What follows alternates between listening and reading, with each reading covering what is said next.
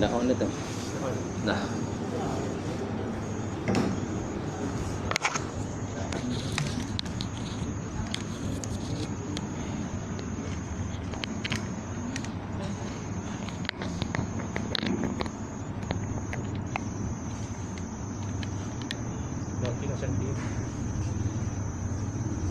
Okey dah.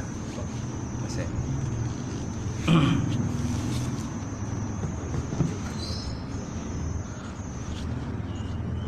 Baik, kita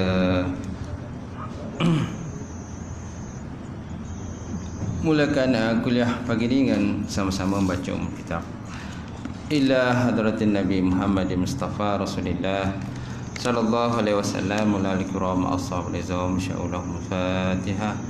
A'udzubillahi minasyaitonir rajim. Bismillahirrahmanirrahim. Alhamdulillahirabbil alamin arrahmanir rahim maliki yaumiddin. Iyyaka na'budu wa iyyaka nasta'in ihdinas siratal mustaqim siratal ladzina an'amta 'alaihim ghairil maghdubi 'alaihim waladdallin. Amin. Assalamualaikum warahmatullahi wabarakatuh. Alhamdulillahillazi hadana li hadza wa ma kunna linahtadiya laula an hadanallah. Asyhadu an la ilaha illallah wahdahu la syarika lah wa asyhadu anna Muhammadan abduhu wa rasuluh. Allahumma salli wa sallim ala sayyidina wa maulana Muhammad wa ala alihi wa sahbihi ajma'in. Amma ba'd. Qala Allah Subhanahu wa ta'ala fi kitabil azim ba'da auzubillahi minasyaitonir rajim wasari'u ila maghfiratin min rabbikum wa jannatin ardu as-samawati wal ard uiddat lil muttaqin allazina yunfikuna fis sarai wad dharra wal kazimina al ghaiza wal 'afina 'anil nas wallahu yuhibbul muhsinin. Sadaqallahul azim. Wa qala Nabi sallallahu alaihi wasallam la yu'minu ahadukum hatta yuhibba li akhihi ma yuhibbu li nafsihi. Kama qala Rasulullah SAW. Mati fadilatul imam kita Tuan juga ni, tak lupa juga Tuan Bilal, seluruhnya Tuan Syiap, pengurusi masjid, jawatan kuasa, muslimin muslimat, mukminin mukminat yang dirahmati Allah. Alhamdulillah, kita panjatkan puji syukur Allah Taala kerana dengan izin Allah, dengan kekuatan dan inayah yang beri Allah Taala pada kita, kedapatlah kita sama-sama hadir jemaah subuh di masjid ini. Mudah-mudahan Allah Ta'ala terus memberikan pada kita kekuatan dan istiqamah dalam meneruskan ibadah kepada Allah Subhanahu Wa Ta'ala. Jadi tuan-tuan dan puan-puan, saya rasa ini kuliah yang terakhir sebelum Ramadan ni. Di bulan Ramadan saya tak pasti macam mana, sama ada kuliah terus atau tangguh kan. Ada maklumat Imam? Tangguh. Setangguhlah, mana Ramadan tangguhlah. Sampailah Syawal kan, puasa 6 lepas puasa 6 nanti kita sambung semula lah, ataupun nak habiskan Syawal ke pulanglah pada tuan-tuan insya-Allah. Jadi pada pagi ni kita sambung kitab kita, pembahasan kata-kata hikmah Syekh Ibn Athaillah As-Sakandari, ke surat 290 tak salah ya. Betul eh? Sampai mana tu? Setelah pembicaraan tentang kefakiran. Okey, sampai situ insya-Allah. Berapa orang buat kitab eh? Ni buat kitab berapa orang? Ramai buat kitab mah. Ini semua dah makam tinggi tu, martabat, makam ihsan semua. Makam muraqabah. Jadi semua tak payah buat kitab. InsyaAllah, walaupun tuan-tuan, kita teruskan pengajian kita insyaAllah. Qala musannifu Allah Ta'ala wa nafa'ana bi ulumihi fi darain amin. Dalam katalah oleh musannif atau pengarang kitab, itulah Syekh Said Awal yang mengupas tentang kata-kata hikmah Syekh Ibn Athaillah As-Sakandari, manafa'ana bi ulumihi, dan telah manfaatkan ilmunya dalam dua negara, itu adalah akhirat dan juga dunia insya-Allah. Setelah perbicaraan tentang kefakiran dan kebergantungan kepada Allah, seterusnya kita pergi kepada persoalan apakah kesan yang timbul daripada sudut ilmiah. Setelah kita bicara tentang kefakiran, kerana hakikatnya kita fakir lah, kita kan fakir. Wa antum fuqara, kamu fakir. Allah Ta'ala yang kaya, tu tak? Dan kita sentiasa bergantung harap kepada Allah Subhanahu Wa Ta'ala. Tak ada masa, tidak ada dalam hidup kita ni tak bergantung pada Allah, semua bergantung pada Allah. Seterusnya kita pergi pada persoalan apakah kesan yang timbul daripada sudut ilmiahnya. Kesan yang timbul daripadanya ialah timbul banyak berdoa. Kesan daripada kita ni fakir, kesan daripada kita bergantung pada Allah, timbullah banyak berdoa dan bersungguh menumpukan perhatian kepada Allah Subhanahu Wa Ta'ala di dalam berdoa tadi. Kerana doa itu merupakan otak kepada ibadah, mukhul ibadah. Doa adalah otak ibadat. Diumpamakan seperti satu jasad kalau tak ada otak macam mana? Kalau tak ada otak, bodoh lah kan? Bodoh lah, bangang istilah kita ni. Otak tak ada. Kau tak ada otak ke? Apa mana tak ada otak, tuan-tuan? Itu kiasan kepada orang bodoh lah. Tak ada otak. Baik, kemudian orang arif tentang Allah atau arif billah banyak membuat permohonan terhadap Allah Subhanahu Wa Ta'ala. Jadi orang arif billah ni banyak memohon pada Allah, banyak orang kata meratap, memunajat kepada Allah Ta'ala, kan, supaya dirinya itu sentiasa dalam pemeliharaan Allah Subhanahu Wa Ta'ala, kan. Dia selalu supaya dirinya itu istiqamah lah, istiqamah dalam kehidupan dia, dalam ibadah Allah Ta'ala, kan, dan rajin ibadah, dan selalu tuan-tuan bersangka baik terhadap Allah. Itu yang penting sekali, selalu bersangka baik kepada Allah Ta'ala. Kerana Allah Ta'ala sebut dalam satu ayat kursi, sungguhnya aku tu di atas sangkaan hamba-Ku terhadap diriku. Kalau hamba tadi bersangka baik selalu pada Allah, maka jadilah sangka dia baik. Kalau dia bersangka buruk selalu Allah Ta'ala, maka jadilah buruk dah. Sama juga macam niat. Innamal a'malu binniyat. Sesungguhnya setiap orang itu di atas setiap amalan itu berdasar pada niat. Dan setiap orang itu di atas apa yang diniatkan.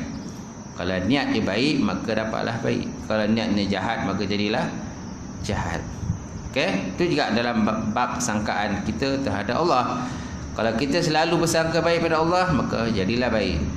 Kalau kita selalu sangka buruk pada Allah, jadilah buruk.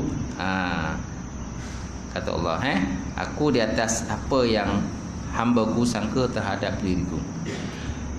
Baik, kemudian adab yang pertama ialah berdoa.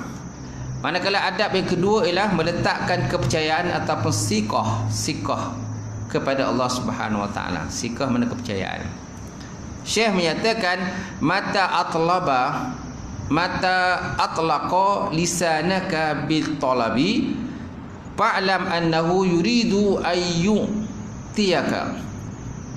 Maksudnya ketika Allah Ta'ala menggerakkan lisan kita untuk mengemukakan sesuatu permohonan kepada Allah, fa'lam, ketahui olehmu, annahu yurid, sesungguhnya ia yang Allah Ta'ala tadi berkehendak, ayyutiyaka, bahawa dia nak memberi sesuatu kepada anda.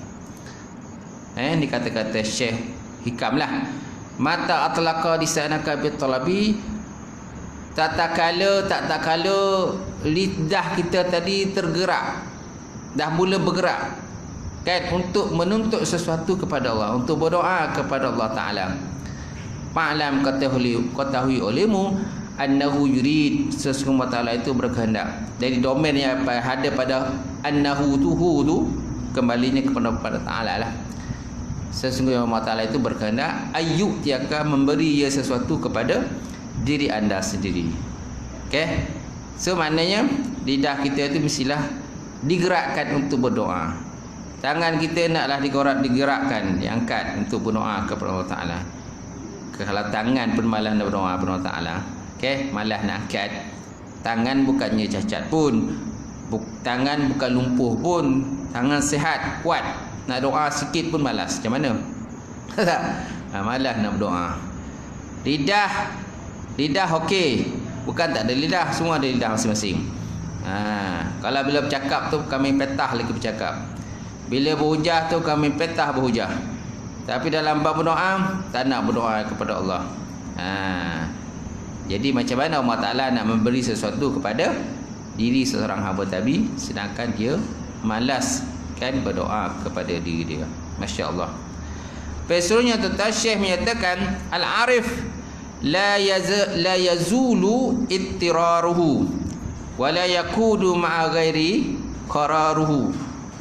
Maksudnya tu al-arif, orang yang arif billah, arif kepada Allah Ta'ala, la yazulu ittiraruhu, tidak berhentilah kesusahannya, maksudnya sangat memerlukan kepada Allah. Wala yakudu ma'a ghairihi qararuhu, dan tidak adalah ia beserta selain daripada Allah Ta'ala itu qiraruhu, memantapkan hatinya. Maksudnya apa? Tidaklah bersamanya selain daripada Allah Ta'ala dalam memantapkan hatinya. So dalam memantapkan hatinya hanyalah kepada Allah Subhanahu Wa Ta'ala. Tidak ada pergantungan dirinya kepada makhluk. Dia hanya bulat-bulat bergantung diri kepada Ta'ala, dan dia yakin terhadap sesuatu yang Allah Ta'ala akan beri pada dirinya. Baik. Kemudian di antara sifat orang arif tentang Allah Ta'ala, sentiasa perlu kepada bantuan Allah. Ihfazillah yahfazka, ihfazillah yahfazka. Mintalah kamu perlindungan kepada Allah Ta'ala, nasihat Allah Ta'ala minta beri perlindungan kepada kamu. Apa saja yang kita minta kepada Allah, Allah Ta'ala akan tunaikan, sama ada cepat ataupun lambat sesuatu permintaan itu. Istajib, ud'uni astajib lakum, doalah kamu nasihat aku perkenankan. Fa iza sa'alaka ibadi fa inni qarib ujibu da'watad da'i iza da'an falyastajibu li wal yu'minu bi la'allahum yarshudun. Fa iza sa'alaka ibadi anni, dan apabila hamba-Ku tadi meminta sesuatu padaku, fa inni qarib, sungguhnya aku tu adalah dekat. Ujibu da'watad da'in, dan aku memperkenankan orang-orang yang berdoa terhadap diriku tu. Tu ayat dalam surah Al-Baqarah tu. Ayat selepas daripada berkenaan dengan puasa tu. Ya ayyuhallazina amanu kutiba alaikumus-siyamu kama kutiba alal ladzina min qablikum la'allakum tattaqun ayyaman ma'dudat. Tak? Ayat itulah. Lepas tu sambung bawah lagi, syahrul ramadhanal ladzi unzila fihi al-Quran hudan lin-nasi wa bayyinatin minal huda wal furqan, sampai habis. Lepas tu ayat fa iza sa'alaka ibadi anni fa inni qarib ujibu da'watad da'i iza da'an. Ayat tu ayat berkenaan dengan doa tu kan. Tu naklah berdoa selalu kepada Allah Subhanahu Wa Ta'ala. Terutama sekali bulan Ramadan ni. Bulan Ramadan ni ialah diberi nama oleh ulama dengan pelbagai nama. Antaranya Syahrul Ijabah, Syahrul Ijabah, Syahrul Maghfirah, kan negeri diampunkan. Syahrul mana bulan yang mudah diperkenankan doa, bulan keampunan. Syahrul Sabri, bulan kesabaran. Tak? Syahrul Tarbiyah, bulan untuk mentarbiah diri, kan, mengkoreksi diri sendiri. Al-kaisu man dana nafsahu wa amila li ba'dal maut wal ahmaq man ittaba hawahu wa tamanni Allah, kama qala Rasulullah. Orang cerdik, orang yang sentiasa menghitung akan dirinya dan beramal untuk negeri akhirat.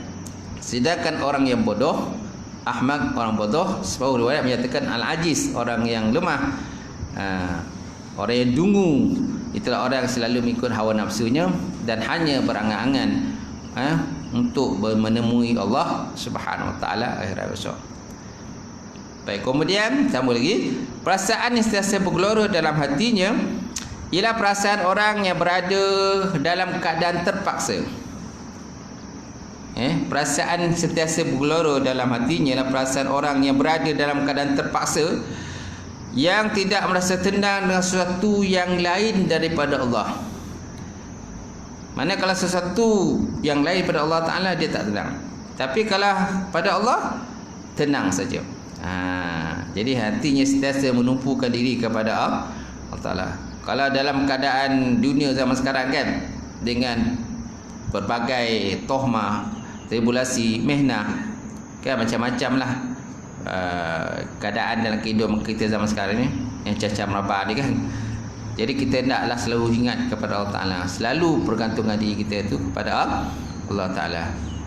Banyak di kalangan manusia ni kadang mencari harta dan kekayaan, tapi harta dan kekayaan tidak beri kekenangan pada dia. Hidupnya gesah-gesah. Harta yang banyak pun kadang susah juga nak jaga harta, nak uruskan harta kan. Banyak sangat harta. Satu lagi, kadang-kadang dia merasakan dirinya sentiasa diancam. Dia rasakan ada orang nak bunuh dia. Kenapa? Harta banyak, duit banyak, emas banyak. Jadi dia sentiasa ada pasang dia punya escort lah, pengawal-pengawal peribadi, tu tak?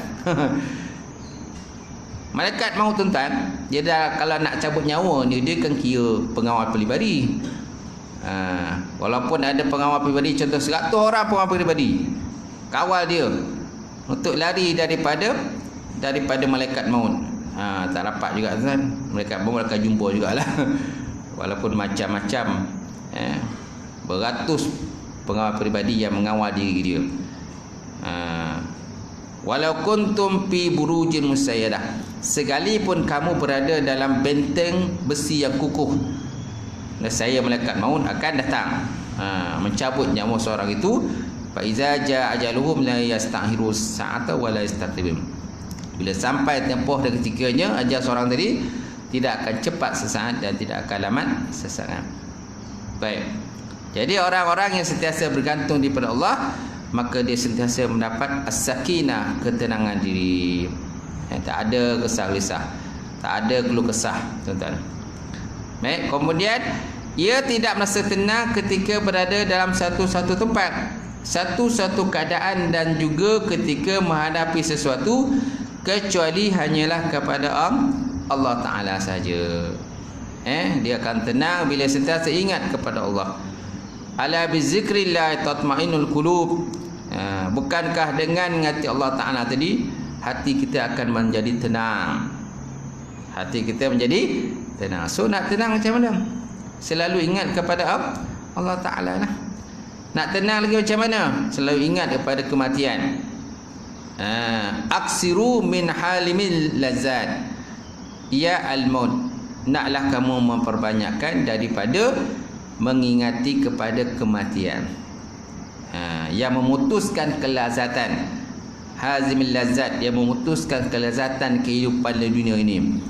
Apa dia tuan? Al-maut, itulah kematian.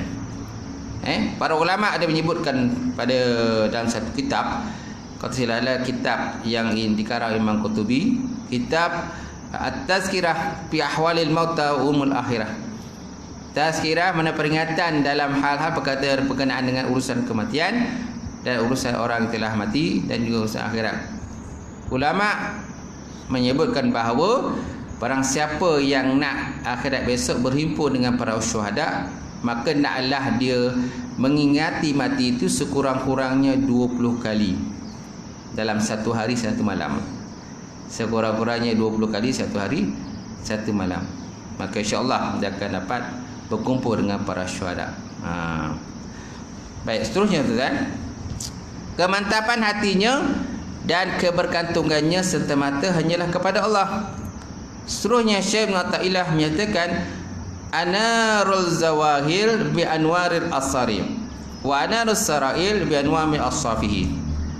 Anarul zawahir bi anwaril asari wa anarul sarail bi anwaril asfafihi. Allah Ta'ala membuat terang hal-hal yang kelihatan oleh cahaya, tanda-tanda sifatnya, dan membuat terang segala rahsia, wahai para hamba, dengan cahaya daripada sifat-sifatnya.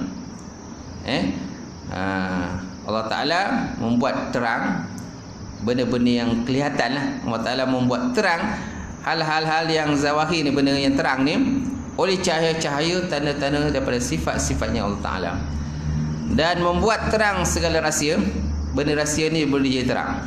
Satu, benda terang, benda terang kerana dunia ni ada zahir dan juga rahsia, kan? Benda nampak, benda tak nampak, syahadah, alam syahadah dan alam ghaib. Allah Ta'ala menciptakan alam ghaib dan juga alam syahadah. Jadi Allah Ta'ala membuat terang hal-hal yang kelihatan oleh cahaya, benda-benda zahir ni, oleh cahaya daripada tanda-tanda sifatnya Allah Ta'ala, dan membuat terang segala benda rahsia pula dengan cahaya daripada sifat-sifat Allah Subhanahu Wa Ta'ala. InsyaAllah tuan-tuan. Baik, seterusnya Allah Ta'ala sebut dalam Quran, fanzur ila asari rahmatillah, dan lihatlah daripada kesan-kesan kepada kesan-kesan daripada rahmat Allah Subhanahu Wa Ta'ala. Lihatlah apa kesan-kesan daripada rahmat Allah Ta'ala. Orang yang tiasa mendapat daripada Allah Ta'ala, muka dia tu sentiasa berseri, tu tak? Berseri, bercahaya, walaupun tak pakai makeup pun. Makeup kita tu tahu semula jadi je. Terutama orang lelaki kan. Orang lelaki mana ada makeup, tapi muka berseri-seri, bercahaya tu kan. Bukan cahaya disebabkan cahaya handset, tak ada. Bila nak buka handset tu di sebuah bimbit tu, masa tu waktu gerak kan, memanglah nampak bercahaya muka tu, tapi bukan ni cahaya asli tuan-tuan. Kalau perempuan dia nak jadikan muka dia bercahaya, dia kena pakai makeup kan, pakai makeup, baru muka dia bercahaya. Ni bukan cahaya makeup, tapi cahaya asli, cahaya daripada kesan wuduk kita, tahu tak? Cahaya daripada kesan makrifat kita kepada Allah Ta'ala, cahaya daripada ibadah yang kita buat, semua ada cahaya lah, ada nur. Je tu. Bukan makna kita nak ke nur itu, tidak, tapi cahaya Allah Ta'ala semula jadi bagi pada kita lah, insyaAllah. Baik, seterusnya tuan-tuan, hujan merupakan daripada kesan daripada rahmat Allah Ta'ala. Nampak? Hujan merupakan kesan daripada rahmat Allah Subhanahu Wa Ta'ala, kan? Tuan-tuan mungkin ingat, saya mungkin pernah cerita lah berkenaan dengan kisah Imam Hanbali. Imam Hanbali dengan Abu Nawas, tahu tak? Hanbali dengan Abu Nawas. Abu Nawas ni dia kepala dia gila-gila sikit. Gila-gila. Pernah baca kan tuan-tuan majalah gila-gila kan? Dulu adalah majalah gila-gila, sekarang tak tahu mana lah majalah gila-gila. Kalau baca tu tuan-tuan menjadi gila-gila juga. Jadi majalah gila-gila tu kan, banyak di kalangan orang muda ni biasa suka baca. Dan kalau tuan-tuan kalau stres tuan-tuan, bacalah majalah gila-gila. Hilang tuan-tuan punya stres tu. Kena banyak kita kata kadang-kadang tak logik pun, tapi hanya nak contoh sekadar nak hiburkan hati je. Kalau ada masalah, tengoklah macam lagi gila-gila. Baik tuan-tuan. Jadi Abu Nawas tuan, dia kacau pengajian Imam Hanbali. Masa tu Imam Hanbali tengah mengajar bersama dengan dia punya anak murid dia ramai lah. Ketika Imam Hanbali tengah mengajar, maka tiba-tiba Abu Nawas bangun. Dia kata, tuan, saya ada 3 perangai yang pelik. Ada 3 perangai yang pelik. Boleh tak tuan-tuan, tuan jawab saya punya perangai pelik ni? Ada di kalangan anak murid Imam Hanbali marah dengan dia. Kerana apa? Yalah, Abu Nawas ni dia gila-gila. Ada orang tak suka, ada yang sukalah. Ada orang tak kisah pun. Kata Abu Nawas ni, betul tak? Cuma Abu Nawas ni walaupun perangai dia gila-gila, dia ni menjadi kesukaan kepada Khalifah Harun Ar-Rasyid. Dia suka dia. Dan dia biasalah Harun Ar-Rasyid kadang-kadang dia test Abu Nawas ni dengan berbagai-bagai test dan ujian. Dan biasanya Abu Nawas berjaya menjawab segala persoalan yang diajukan oleh oleh Khalifah Harun Ar-Rasyid. Banyak kadang-kadang Harun Ar-Rasyid dia nak perangkap Abu Nawas, tapi Abu Nawas biasa berjaya melepaskan diri daripada perangkap Imam Harun Ar-Rasyid tu kan. Jadi Abu Nawas dia kata, aku ada 3 perangai yang pelik. Yang pertama, perangai aku suka naik saksi benda-benda yang tak nampak. Yang kedua, aku suka makan bangkai. Yang ketiga, aku suka lari daripada rahmat Allah Subhanahu Wa Ta'ala. Jadi para anak murid Imam Hambali tuan-tuan, masa tu dia bisinglah, apalah soalan ni, tak apa benda soalan dia ajukan. Dia kata perangai dia pelik. 3 perangai pelik. Pertama, selalu naik syaksi satu benda yang tak nampak. Pepondok kan. Yang kedua, selalu makan bangkai. Yang ketiga, selalu daripada rahmat Allah SWT. Pada mulanya tu Imam Hambali malas nak jawab, malas nak layan lah Abu Nawas ni. Dia faham lah mudah-mudahan baca perangai dia kan. Tapi setelah didesak-desak oleh Abu Nawas, akhirnya Imam Hambali pun jawab. Okay, soalan kau yang pertama tu berkenaan dengan kau selalu naik saksi suatu benda yang tak nampak. Maksudnya kamu selalu bersyahadah. Selalu bersyahadah, selalu mengucap la ilaha illallah Muhammadur Rasulullah. Kan kita naik saksi bahawa tiada Tuhan yang sembah melainkan Allah, Muhammad itu pesuruh Allah. Allah Taala kan gaib, tak nampak, tak boleh dilihat. Tapi kita selalu membenarkan dia. Kita bersyahadah. Betul tak? Betul, pandai kau Hambali tu kan. Okay, soalan yang kedua tadi, kau selalu makan bangkai, maksudnya kau selalu makan ikan. Kau selalu makan ikan. Ikan kan termasuk daripada kumpulan bangkai. Tapi ikan itu halal dimakan. Ikan tak perlu kita nak semolih. Ada tuan-tuan yang semolih ikan tak? Tak ada. Jangan besok Imam Ghani kan, ikan ni besar Mam, tolonglah semolihannya ikut isyarat. Imam Ghani pun semolih ikut isyarat. Tak ada kojo Imam Ghani nak semolih tu kan. Siang aja, potong-potong kan, bersih-bersih kan. Lepas tu ikan pula ikan siakap. Kalau ikan siakap ni biasa berapa rasa tuan-tuan? Kita masak 3 rasa, 4 rasa kan. Itu lah. Sedap lah. Apa tu kena bunyi tu?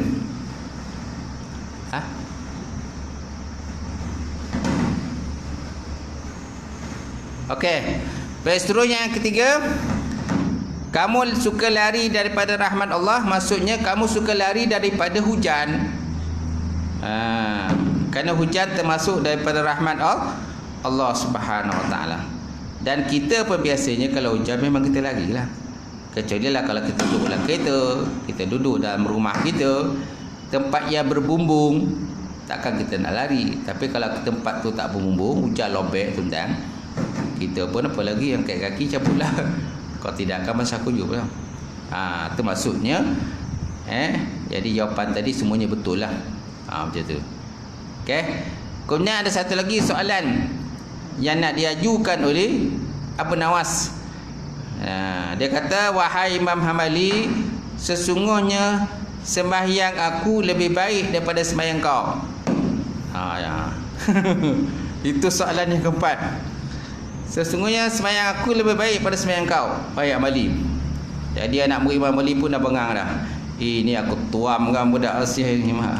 Okay? Abu Nawas ni pelagak lebih dia kata. Separuh anak murid dia tak tahu ya, di mana tak faham dah panggil Abu Nawas ni. Pada permulaannya Imam Hambali tak jawab. Betul tak Imam Hambali? Kata Abu Nawas. Betul tak ibadah aku lebih baik daripada ibadah engkau? Aku telah kahwin, engkau belum kahwin lagi. Mana baik orang sembahyang dah kahwin dengan belum kahwin? Kan?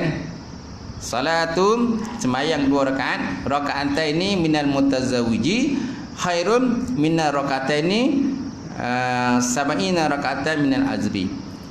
Sembahyang 2 rakaat orang yang telah berkahwin lebih baik daripada 70 rakaat orang yang belum berkahwin mana orang bujang. Betul tak Imam Hambali? Imam Hambali kata betul. Kalah Imam Hambali tuan-tuan bila lawan Abu Nawas. Orang Abu Nawas ni licik sikit, dia cerdik. Licik dan cerdik dan suka mengakalkan orang. Jadi siapa suka makan orang tu sama macam panggil Imam Hambali, insya-Allah. Okay. So ya tuan-tuan, punca yang menjadi sebab turunnya hujan adalah juga merupakan kesan daripada rahmat Allah Subhanahu Wa Taala. Semua yang ada di alam ini sebenarnya merupakan kesan daripada rahmat Allah. Antaranya kesan daripada rahmat Allah Taala juga ialah matahari, bulan, bintang termasuk daripada rahmat Allah. Kesan dia. Bulan Ramadan pun kan ada 10 yang pertama di bulan Ramadan dinamakan sebagai rahmat. Awaluhu rahmah wa awsatihu maghfirah wa akhiru itqum minan nar. Permulaan Ramadan tu rahmat daripada Allah, pertengahannya maghfirah, keampunan daripada Allah Ta'ala, wa akhiruhu, dan akhir Ramadan tu kemerdekaan daripada api neraka.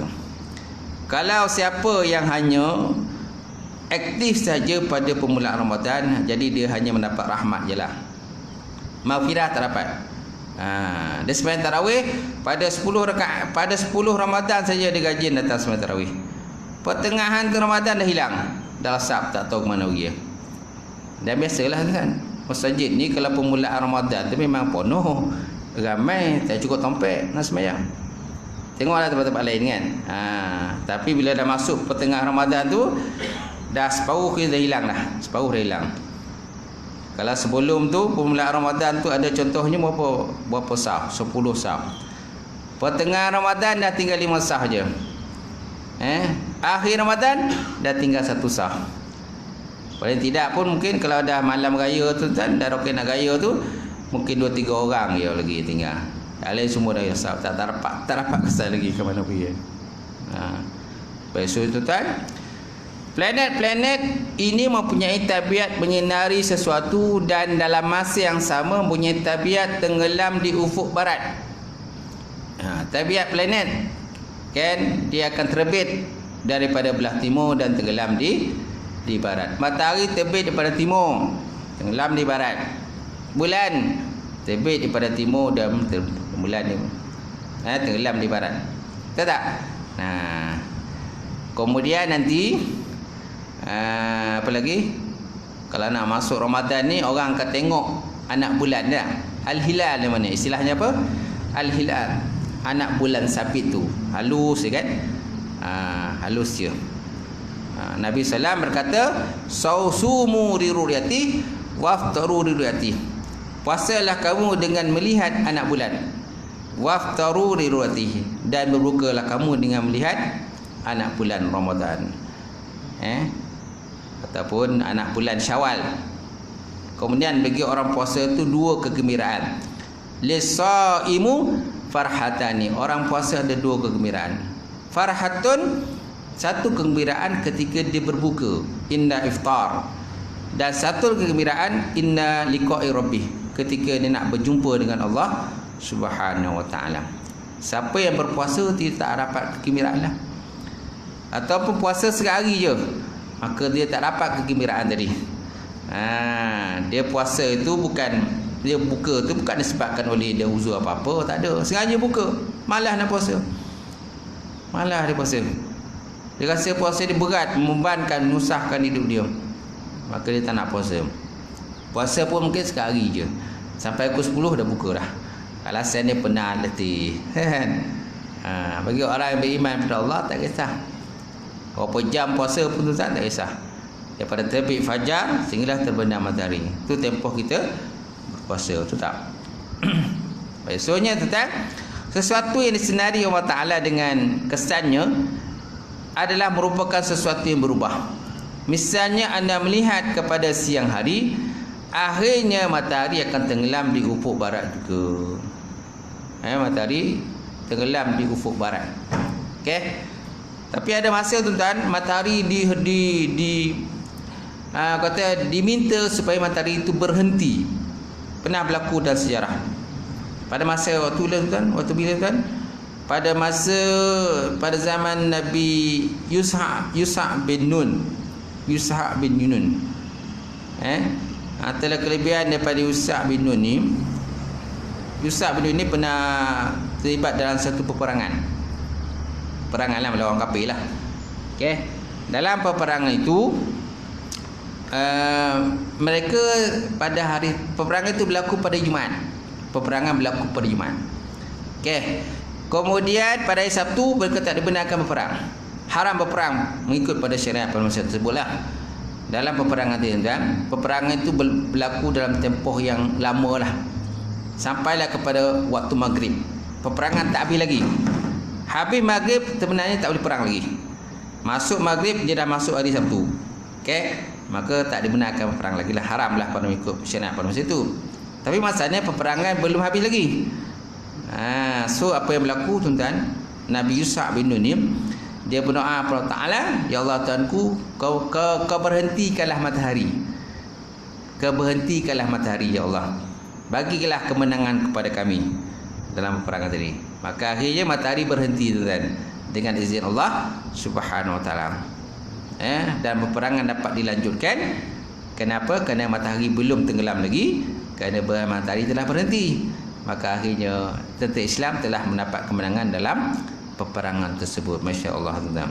Itu kisah Nabi Yusuf bin Nun. Nabi Yusuf bin Nun ini ialah Nabi yang bersama dengan Nabi Musa AS ketika mereka nak berjumpa dengan Nabi Khidir AS. Jadi yang menjadi teman kepada Nabi Musa itu Nabi Yusuf bin Nun. Betul tak? Baik, seterusnya tuan-tuan. Misalnya anda melihat kepada siang hari, akhirnya matahari akan tenggelam di ufuk barat. Syekh Ibn Athaillah menyatakan sesuatu yang disinari oleh Allah dengan kesan-kesannya akan lenyap dan akan hilang. Ia berubah dari cahaya kegelapan. Walau bagaimanapun terdapat sejenis sinaran cahaya Allah yang menyinari hati-hati hamba-Nya tadi. Sinaran tersebut berterusan. Sehubungan dengan itu, orang yang menempah jalan menuju kepada Allah naklah sentiasa berusaha menyinarkan dirinya dengan sifat-sifat Allah Subhanahu Wa Taala. Nampak? Semaknanya walaupun matahari tenggelam, cahaya hati kita tak pernah tenggelam. Betul tak? Malam ke siang ke, selagi mana kita ada akidah yang betul, cahaya kita ni, hati kita tetap dengan bersinar. Tapi kalau cahaya matahari, bila masuk saja malam, maka hilanglah cahaya. Walaupun hakikat matahari itu cahayanya tak hilang. Betul lah, cahaya matahari tak hilang pun.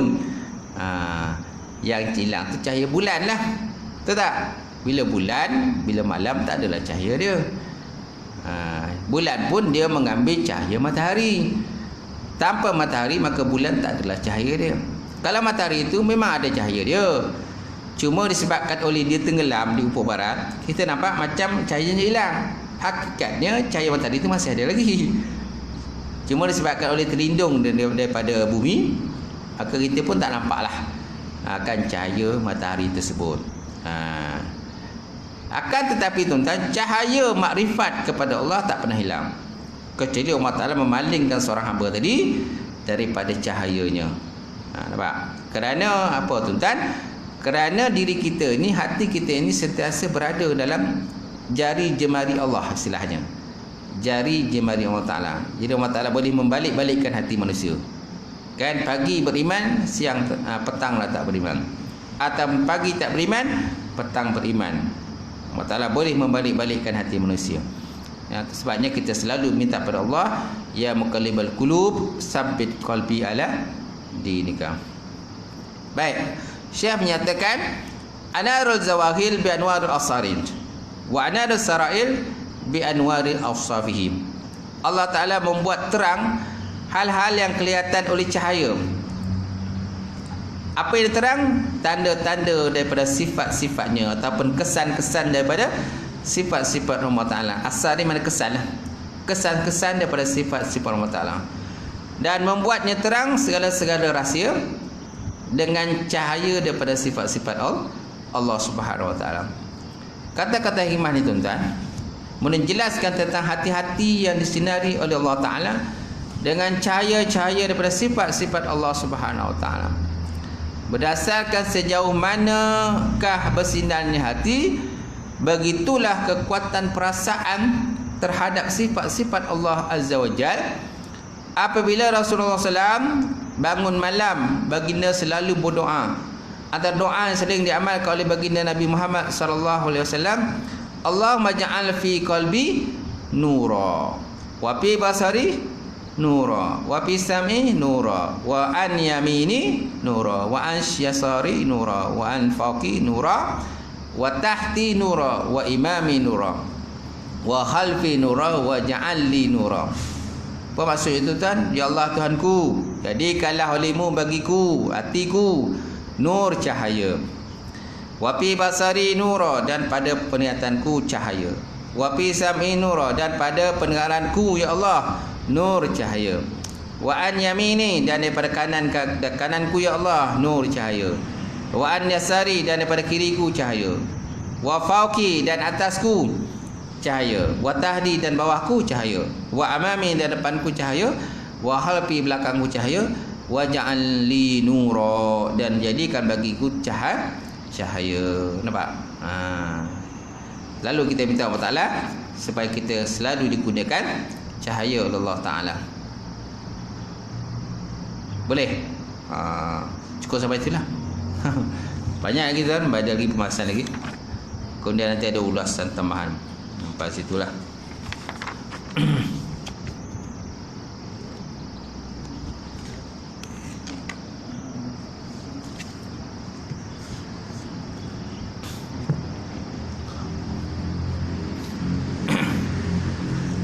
Okey, hari itu bersalam selepas solat.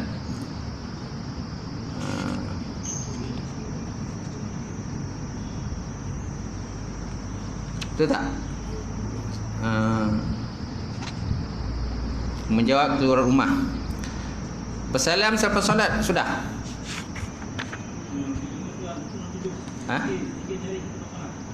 Muka surat 167. 167. Okey, zikir nyaring selepas solat. Apakah hukumnya tuan-tuan? Apakah dalil bolehkan berzikir secara nyaring? Nyaring mana kuatlah selepas solat. Jawapannya hadis Ibn Abbas. Anna raf'a sautil bizikri hina yansarifu nas minal maktubati kana fi hadis Nabi sallallahu alaihi wasallam. Wa qala Ibn Abbas, kuntu a'lamu iza insarafu bizalika iza sami'tuh. Maksudnya, sesungguhnya mengangkat suara dengan zikir ketika orang ramai sudah beredar daripada solat fardu sudah ada pada zaman Nabi Muhammad sallallahu alaihi wasallam lagi.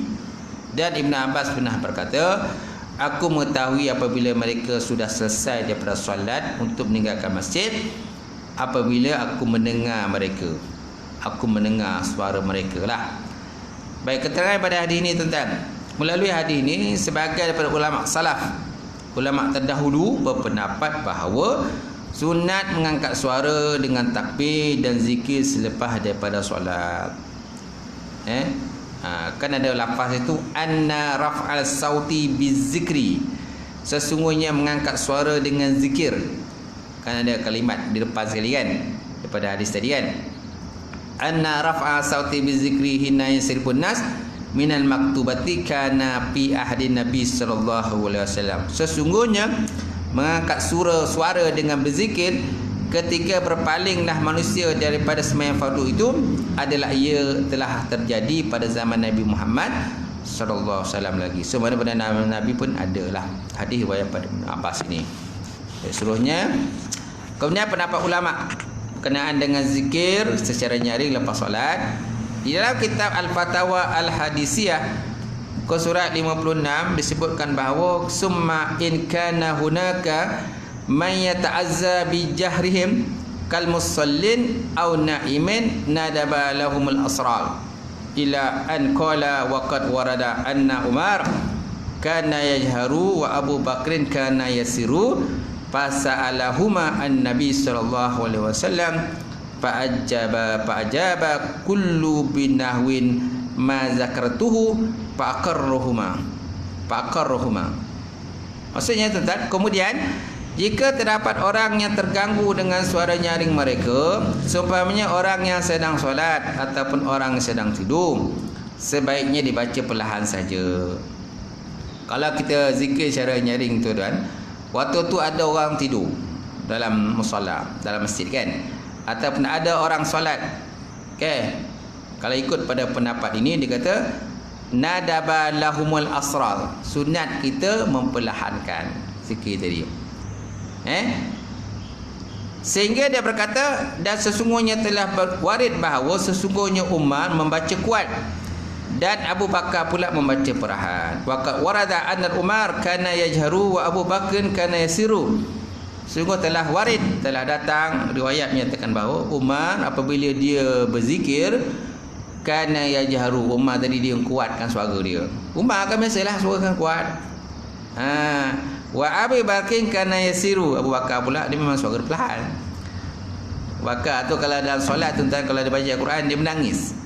Dia menangis kan Bakar. Kan? Kerana Bakar ni dia hati dia mudah tersentuh lah berbanding dengan Umar. Baik, seterusnya tuan-tuan, fasa'alahuma anna Nabi sallallahu alaihi wasallam. Lalu kedua-duanya kemudian tadi pergilah berjumpa dengan Nabi sallallahu alaihi wasallam. Kan, dan mengajukan persoalan mereka berdua lah. Fa ajaba kullu binahwin ma zakartuhu fa aqarruhuma. Kemudian setiap mereka menjawab sesuai dengan apa yang pernah aku sampaikan. Maka Nabi menyatakan kedua-duanya betul. Nampak? Jadi Nabi pun membetulkanlah. Boleh makna secara kuat atau juga boleh secara perlahan. Mengikutlah, tengok keadaan macam mana. Kalau seandainya keadaan tadi tidak mengganggu orang yang solat, maka digalakkanlah kita baca dengan kuat. Kalau seandainya mengganggu, kita buatlah secara perlahan. Silah. Macam tu. Baik, kemudian realiti dalam masyarakat macam mana? Jika berzikir berdoa untuk niat untuk mengajar dan membimbing jamaah, maka hukumnya boleh mengeraskan suara zikir dan doa. Jadi kalau kita berzikir tadi tuan untuk ta'lim, kan, untuk ajar orang lah. Ajar orang ni ataupun nak supaya orang lain ikut apa kita baca, maka boleh kita mengeraskan suara, menguatkanlah. Realiti yang ada di negara kita tuan-tuan menunjukkan ramai lagi yang tidak hafal, dan ada yang hafal tapi kurang tepat bacaan. Betul tak? Walaupun kadang-kadang setiap hari baca tu, tapi tak hafal-hafal juga. Tahlil kadang, bacaan tahlil kan, ramai kalau kita kalau tak hafal, tapi dah berapa kali dah makan kenduri. Berapa kali dah makan kenduri tuan-tuan, kenduri tahlil. Tapi bila baca tahlil ramai tak hafal. Kalau tak ada siapa yang bawa tu, tak ada dia punya ketua, imam lah biasa kan, atau Bilal, memang habis lah parah kan, cacat merebah lah majlis tu kan, seorang baca macam ni, seorang baca macam ni. Jadi kalau ada orang yang bawa tu, jadi semua ikut je lah apa yang imam baca tu tak. Baik, seterusnya, jadi realiti yang ada dalam negara kita menunjukkan ramai lagi yang tak hafal, dan ada yang hafal tapi kurang tepat pula bacaan je. Kalau imam cek satu bacaan tahlil tuan, parah ni. Lah tak jadi bekas kenduri tu tuan. Silap-silap ada yang kat kaki cabut balik. Imam nak test semua ni. Biasa ikut je imam baca. Tiba-tiba imam Ghani pergi test pula seorang-seorang. Siapa yang tak lulus tak boleh bekas kenduri je.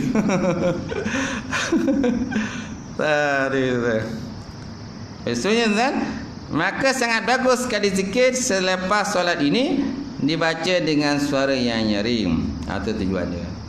Kemudian wala bagaimanapun, jika boleh mengganggu jemaah yang sedang solat, eloklah diperlahankan sedikit suara ketika berwirid dan juga berzikir. Kemudian secara umumnya wirid yang dibaca selepas solat di negara kita tidaklah mengganggu jemaah yang sedang solat, walaupun menggunakan mikrofon. Nampak? Secara umumnya dia kata, pengarang ni musannif ni kata, wirid yang dibaca selepas solat di negara kita tidaklah mengganggu jemaah yang sedang solat, walaupun menggunakan mikrofon. Ni maka ni boleh pakai ni. Boleh aku baca kuat ni, sebenarnya tak ganggu pun, tak? Terdapat juga hadis lain yang menjelaskan keutamaan berzikir secara perlahan. Tengoklah keadaan macam mana kan, sesuai baca kuat ataupun cara perlahan tu kan. Satu lagi last sekali sebelum nombor 9 dia. Pendapat Imam Nawawi, waqad jama'a Nawawi baina ahadits al-waridah fi istihbabi jahri bizikri wal waridati fi istihbabi isral bih bi anna al-ikhfa'a afdalu haitsu khafa ar-riya aw ta'ada al-musalluna awin naimun. Wa jahru afdalu bi ghairi zalika li anna al-amal fihi aksaru wa li anna faidatuhu tata'addi ila sami'ina wa li annahu yuqazu qalbaz zakiri wa yajma'u hammahu ila fikri wa yusarrifu samahu ila wa yatrudun naumi. Maksudnya Imam Nawawi mengumpulkan al-jam'u antara dua hadis yang menyatakan sunat mengeraskan suara zikir dan hadis yang menyatakan sunat memperlahankan suara zikir tersebut.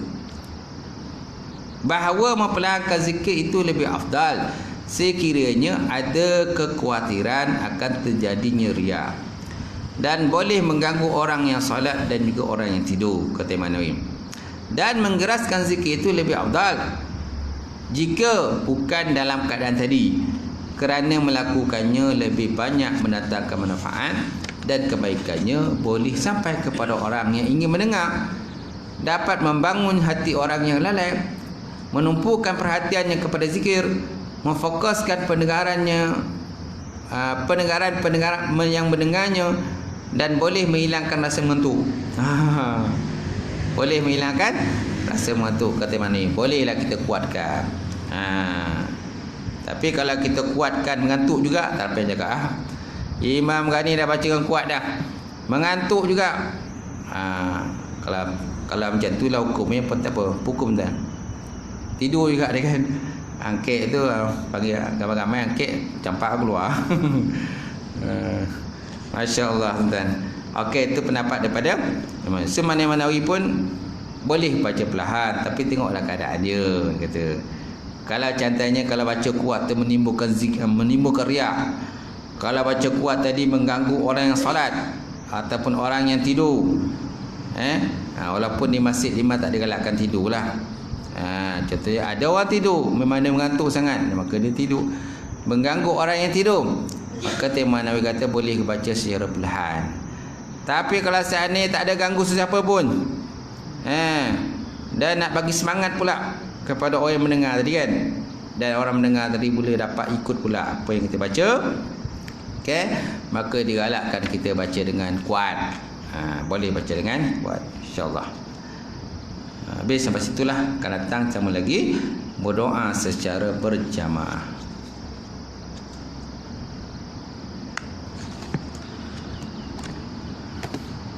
Habis tuan-tuan, insya-Allah akan datang sama lagi lepas Syawal lah, insya-Allah. Baik, ada soalan tak nak diajukan?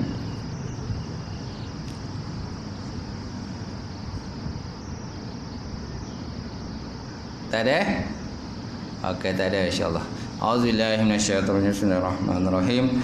Alhamdulillahirabbil alamin wassalatu wassalamu ala asyrofil mursalin wa ala alihi washabbihi ajmain. Allahumma shalli ala sayidina Muhammadin fatihil lima ughliqa wal khatimil lima sabaqa wa nasril haqq bil haqq ila siratal mustaqim wa ala alihi washabbihi haqqa qadrihi azim. Allahumma rabbana Allahumma zidna ilman nafi'a wa yaqinan sadiqah wa amalan taqabbala wa rizqan halalan mubarakatan katsira wa siyanatan ya alim wa lana qulubana bi nuri ma'rifataka wa ftahna al-arifin. Allahumma faqihna fid din, Allahumma faqihna fid din, Allahumma barik lana fi syahri Sya'ban wa balighna Ramadan ya arhamar rahimin. Ya muqallibal qulub tsabbit qalbi ala dinika wa ta'atika ya arhamar rahimin. Allahumma arina haqqa haqqan warzuqna ittiba'ah wa arina batila batila warzuqna ijtinabah. Allahumma inna na'udzubika min ilmin la yarfa' wa min qalbin la yakhsha' wa min nafsin la tashba' wa min du'ain la yustajab laha ya arhamar rahimin. Rabbana zalamna anfusana wa illam taghfir lana tarhamna lanakunanna minal khasirin. Rabbana atina fid dunya hasanah wa fil akhirati hasanah wa qina azabannar. Subhana rabbika rabbil izzati amma yasifun wa salamun alal mursalin. Alhamdulillahirabbil alamin. Taqabbalallahu minkum.